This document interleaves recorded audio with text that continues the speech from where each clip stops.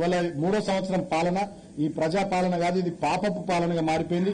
కార్పొరేషన్లు గాని, మున్సిపాలిటీలు గాని, గ్రామ పంచాయతీలు గాని అధ్వానంగా తయారైపోయిన. చెత్త ఎత్తేటోడు లేడు, ఊడ్చేటోడు లేడు, బుగ్గలు వెలుగుతలేవు, మంచినీళ్ల సప్లై లేదు, కరెంటు సప్లై లేదు, డ్రైనేజ్ వ్యవస్థ సక్రమంగా లేదు.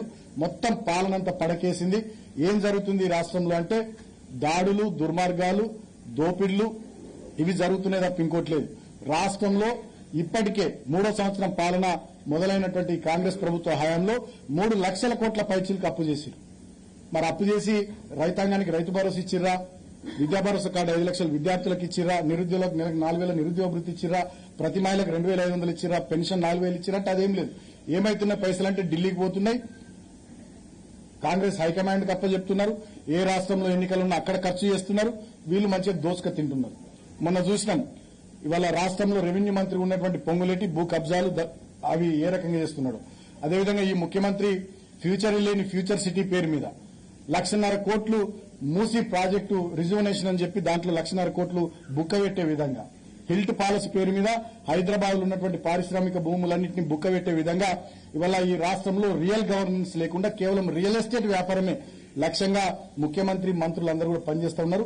విచ్చలవిడి అవినీతి, విచ్చలవిడి దోపిడీ నియోజకవర్గాల నుంచి మొదలుకుంటే రాష్ట్ర రాజధాని వరకు అదే పరిస్థితి ఉంది.